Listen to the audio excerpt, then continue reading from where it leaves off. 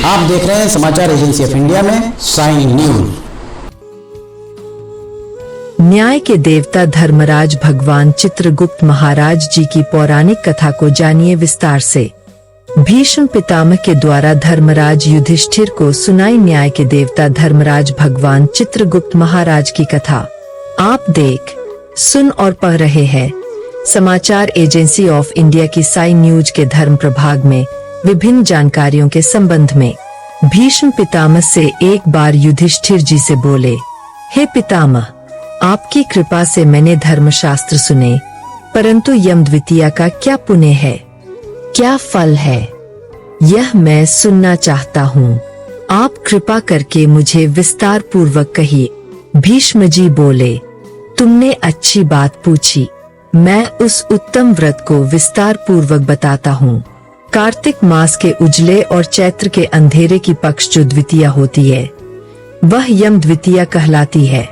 युधिष्ठिर जी बोले, उस कार्तिक के उजले पक्ष की द्वितीया में किसका पूजन करना चाहिए और चैत्र महीने में यह व्रत कैसे हो, इसमें किसका पूजन करें? भीष्म जी बोले, हे युधिष्ठिर, पुराण संबंधी कथा कहता हूँ। इसमें संशय नहीं कि इस कथा को सुनकर प्राणी सब पापों से छूट जाता है।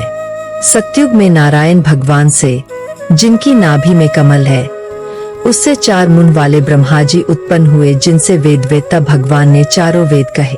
अगर आप भगवान श्री चित्रगुप्त महाराज जी की आराधना करते हैं और अगर आप भगवान श्री चित्रगुप्त महाराज जी के भक्त हैं, तो कमेंट बॉक्स में जय चित्रगुप्त देवा, जय श्री चित्रगुप्त महाराज लिखना न भूली। नारायण बोले, हे ब्रह्मा जी, आप सबकी तुरीय अवस्था, रूप और योगियों की गति हो। मेरी आज्ञा से संपूर्ण जगत को शीघ्र रचो। हरि के ऐसे वचन सुनकर हर्ष से प्रफुल्लित हुए ब्रह्मा जी ने मुख से ब्राह्मणों को, बाहुओं से क्षत्रियों को, जंघाओं से वैश्यों को और पैरों से शूद्रों को उत्पन्न किया। उनके पीछे देव, गंधर्व, दानव, राक्षस, सर्प, नाग, जल के जीव, स्थल के जीव, नदी, पर्वत और वृक्ष आदि को पैदा कर मनु जी को पैदा किया। इनके बाद दक्ष प्रजापति जी को पैदा किया और तब उनसे आगे और सृष्टि उत्पन्न करने को कहा। दक्ष प्रजापति जी से 60 कन्याएं उत्पन्न हुई, जिनमें से 10 धर्मराज को, 13 कश्यप को और 27 चंद्रमा को दी। कश्यप जी से देव, दानव, राक्षस, इनके सिवाय और भी गंधर्व, पिशाच, गो और पक्षियों की जातियां पैदा हुई।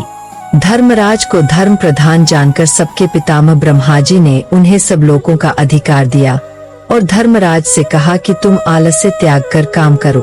जीवों ने जैसे जैसे शुभ व अशुभ कर्म किए हैं, उसी प्रकार न्याय पूर्वक वेद शास्त्र में कही विधि के अनुसार कर्ता को कर्म का फल दो और सदा मेरी आज्ञा का पालन कर। ब्रह्मा जी की आज्ञा सुनकर बुद्धिमान धर्मराज ने हाथ जोड़कर सबके परम पूज्य ब्रह्मा जी को कहा, हे प्रभु, मैं आपका सेवक निवेदन करता हूँ कि इस सारे जगत के कर्मों का विभाग पूर्वक फल देने की जो आपने मुझे आज्ञा दी है, वह एक महान कर्म है। आपकी आज्ञा शिरोधार्य कर्म, यह काम करूँगा जिससे कि कर्ताओं को फल मिलेगा, परंतु पूरी सृष्टि में जीव और उनके देह भी अनंत है। देश काल ज्ञात व अज्ञात आदि भेदों से कर्म भी अनंत है।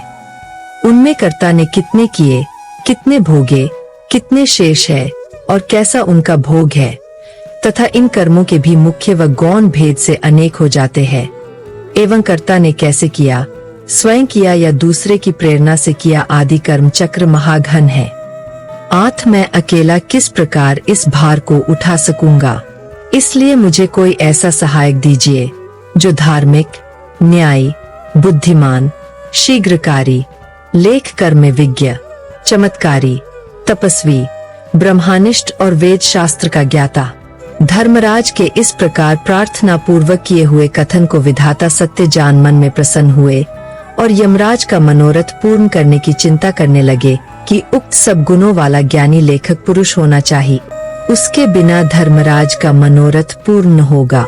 तब ब्रह्मा जी ने कहा, हे धर्मराज, तुम्हारे अधिकार में मैं सहायता करूंगा। इतना कह ब्रह्मा जी ध्यान मग्न हो गए।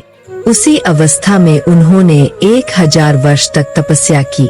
जब समाधि खुली तब अपने सामने श्याम रंग, कमल नयन, शंख की सी गर्दन, गूढ़ सिर, चंद्रमा के समान मुख वाले, कलम एवं दवात और पानी हाथ में लिए हुए, महाबुद्धि, देवताओं का मान बघाने वाला, धर्माधर्म के विचार में महाप्रवीण लेखक, कर्म में महाचतुर पुरुष को देख उससे पूछा कि तुम कौन हो?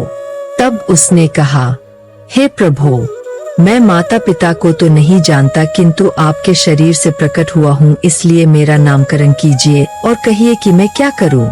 ब्रह्मा जी ने उस पुरुष के वचन सुन अपने हृदय से उत्पन्न हुए उस पुरुष को हंसकर कहा, तुम मेरी काया से प्रकट हुए हो, इससे मेरी काया में तुम्हारी स्थिति है, इसलिए तुम्हारा नाम कायस्थ चित्रगुप्त है। धर्मराज के पुर में प्राणियों के शुभाशुभ कर्म लिखने में उसका तू सखा बने, इसलिए तेरी उत्पत्ति हुई है। ब्रह्मा जी ने चित्रगुप्त महाराज से यह कहकर धर्मराज से कहा, हे धर्मराज, यह उत्तम लेखक तुझको मैंने दिया है, जो संसार में सब कर्मसूत्र की मर्यादा पालने के लिए है। इतना कहकर ब्रह्मा जी अंतर्ध्यान हो गए। फिर वह दिव्य पुरुष जो न्याय के देवता धर्मराज भगवान चित्रगुप्त महाराज थे, कोटि नगर को जाकर चंड प्रचंड ज्वालामुखी काली जी के पूजन में लग गए। उपवास कर उसने भक्ति के साथ चंडिका जी की भावना मन में की। उन्होंने उत्तमता से चित्त लगाकर ज्वालामुखी देवी का जप और स्तोत्रों से भजन, पूजन और उपासना इस प्रकार की कि हे जगत को धारण करने वाली, तुमको नमस्कार है महादेवी, तुमको नमस्कार है। स्वर्ग, मृत्यु, पाताल आदि लोक लोकांतरों को रोशनी देने वाली, तुमको नमस्कार है। संध्या और रात्रि रूप भगवती, तुमको नमस्कार है। श्वेत वस्त्र धारण करने वाली सरस्वती, तुमको नमस्कार है। सत, रज, तमोगुण रूप देवगणों को कांति देने वाली देवी, हिमाचल पर्वत पर स्थापित आदिशक्ति चंडी देवी, तुमको नमस्कार है। उत्तम और न्यून गुणों से रहित वेद की प्रवृत्ति करने वाली, 33 कोटि देवताओं को प्रकट करने वाली त्रिगुण रूप, निर्गुण, गुण रहित, गुणों से परे, गुणों को देने वाली, 3 नेत्रों वाली, 3 प्रकार की मूर्ति वाली, साधकों को वर देने वाली, दैत्यों का नाश करने वाली, इंद्रादि देवों को राज्य देने वाली, श्रीहरि से पूजित देवी है चंडिका। आप इंद्रादि देवों को जैसे वरदान देती है, वैसे ही मुझको वरदान दीजिए। मैंने लोगों के अधिकार के लिए आपकी स्तुति की है, इसमें संशय नहीं है। ऐसी स्तुति को सुन देवी ने न्याय के देवता धर्मराज भगवान चित्रगुप्त महाराज को वर दिया। देवी जी बोली, हे चित्रगुप्त, तुमने मेरी आराधना, पूजन किया, इससे मैंने आज तुमको वर दिया कि तुम परोपकार में कुशल, अपने अधिकार में सदा स्थिर और असंख्य वर्षों की आयु वाला होगा। यह वर देकर दुर्गा देवी जी अंतर्ध्यान हो गई। उसके बाद न्याय के देवता धर्मराज भगवान चित्रगुप्त महाराज यमराज के साथ उनके स्थान पर गए और वे आराधना करने योग्य अपने आसन पर स्थित हुए। उसी समय ऋषियों में उत्तम ऋषि सुशर्मा, जिसको संतान की चाहना थी, ने ब्रह्मा जी का आराधन किया। तब ब्रह्मा जी ने प्रसन्नता से उसकी इरावती नाम की कन्या को पाकर न्याय के देवता धर्मराज भगवान चित्रगुप्त महाराज के साथ उसका विवाह किया। उस कन्या से न्याय के देवता धर्मराज भगवान चित्रगुप्त महाराज के 8 पुत्र उत्पन्न हुए, जिनके नाम चारु, सुचारु, चित्र, मतिमान, हिमवान, चित्रचारु, अरुण और 8वां अतीन्द्री। दूसरी जो मनु की कन्या दक्षिणा न्याय के देवता धर्मराज भगवान चित्रगुप्त महाराज से विवाही गई। उसके 4 पुत्र हुए, भानु, विभानु, विश्वभानु और वीर्यावा। चित्रगुप्त के ये 12 पुत्र विख्यात हुए और पृथ्वी तल पर विचरे। उनमें से चारु मथुराजी को गए और वहां रहने से मथुरा हुए। हे राजन, सुचारु गौर बंगाले को गए, इससे वे गौर हुए। चित्रर भी नदी के पास के नगर को गए, इससे वे भी नागर कहलाए। श्रीवास नगर में भानु बसे, इससे वे श्रीवास्तवे कहलाए। हिमवान अम्बा दुर्गा जी की आराधन कर अम्बा नगर में ठहरे, इससे वे अम्बष्ट कहलाए। सक्सेन नगर में अपनी भार्या के साथ मतिमान गए, इससे वे सूर्य ध्वज कहलाए और अनेक स्थानों में बसे अनेक जाति कहलाए। उस समय पृथ्वी पर एक राजा जिसका नाम सौदास था, सौराष्ट्र नगर में उत्पन्न हुआ। वह महापापी, पराया धन चुराने वाला, पराई स्त्रियों में आसक्त, महाअभिमानी, चुगलखोर और पाप कर्म करने वाला था। हे राजन, जन्म से लेकर सारी आयु पर्यंत उसने कुछ भी धर्म नहीं किया।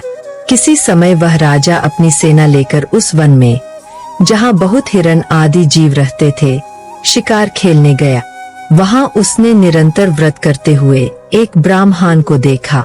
वह ब्राह्मण न्याय के देवता धर्मराज भगवान चित्रगुप्त महाराज और यमराज जी का पूजन कर रहा था। यम द्वितीया का दिन था। राजा ने पूछा, महाराज, आप क्या कर रहे हैं? ब्राह्मण ने यम द्वितीया व्रत कह सुनाया। यह सुनकर राजा ने वही उसी दिन कार्तिक के महीने में शुक्ल पक्ष की द्वितीया को धूप तथा दीप आदि सामग्री से न्याय के देवता धर्मराज भगवान चित्रगुप्त महाराज के साथ यमराज जी का पूजन किया। व्रत करके उसके बाद वह अपने घर में आया। कुछ दिन पीछे उसके मन को विस्मरण हुआ और वह व्रत भूल गए। याद आने पर उसने फिर से व्रत किया। समयोपरांत काल संयोग से वह राजा सौदास मर गए। यमदूतों ने उसे दृढ़ता से बांधकर यमराज जी के पास पहुंचाया। यमराज जी ने उस घबराते हुए मन वाले राजा को अपने दूतों से पिटते हुए देखा तो न्याय के देवता धर्मराज भगवान चित्रगुप्त महाराज से पूछा कि इस राजा ने क्या कर्म किया। उस समय धर्मराज जी का वचन सुन न्याय के देवता धर्मराज भगवान चित्रगुप्त महाराज बोले, इसने बहुत ही दुष्कर्म किए हैं, परंतु दैवयोग से एक व्रत किया जो कार्तिक के शुक्ल पक्ष में यम द्वितीया होती है। उस दिन आपका और मेरा गंध, चंदन, फूल आदि सामग्री से एक बार भोजन के नियम से और रात्रि में जागने से पूजन किए। हे देव, हे महाराज, इस कारण से यह राजा नरक में डालने योग्य नहीं है। न्याय के देवता धर्मराज भगवान चित्रगुप्त महाराज के ऐसा कहने से धर्मराज जी ने उसे छुड़ा दिया और वह इस यम द्वितीया के व्रत के प्रभाव से उत्तम गति को प्राप्त हुआ। ऐसा सुनकर राजा युधिष्ठिर भीष्म से बोले, हे पितामह, इस व्रत में मनुष्यों को धर्मराज और न्याय के देवता धर्मराज भगवान चित्रगुप्त महाराज का पूजन कैसे करना चाहिए, सो मुझे कहिए। भीष्म जी बोले, यम द्वितीया के विधान को सुनो। एक पवित्र स्थान पर धर्मराज और न्याय के देवता धर्मराज भगवान चित्रगुप्त महाराज की मूर्ति बनाए और उनकी पूजा की कल्पना करे। वहां उन दोनों की प्रतिष्ठा कर 16 प्रकार व 5 प्रकार की सामग्री से श्रद्धा भक्ति युक्त नाना प्रकार के पकवानों, लड्डुओं, फल, फूल, पान तथा दक्षिण आदि सामग्रियों से धर्मराज जी और न्याय के देवता धर्मराज भगवान चित्रगुप्त महाराज का पूजन करना चाहिए। पीछे बारंबार नमस्कार करे। हे धर्मराज जी, आपको नमस्कार है। हे न्याय के देवता धर्मराज भगवान चित्रगुप्त महाराज, आपको नमस्कार है। पुत्र दीजिए, धन दीजिए, सब मनोरथों को पूरे कर दीजिए।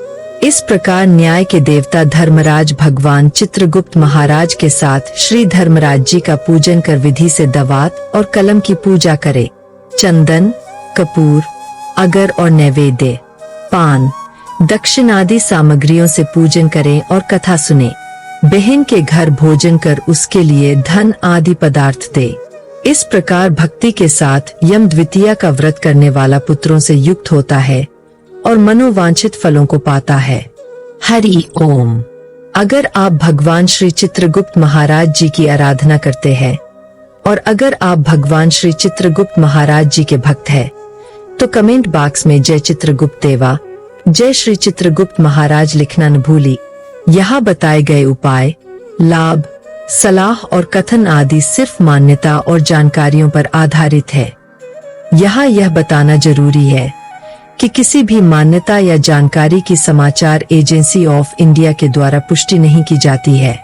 यहाँ दी गई जानकारी में निहित जानकारी विभिन्न माध्यमों, ज्योतिषियों, पंचांग, प्रवचनों, मान्यताओं, धर्म ग्रंथों, दंतकथाओं, किंवदंतियों आदि से संग्रहित की गई है।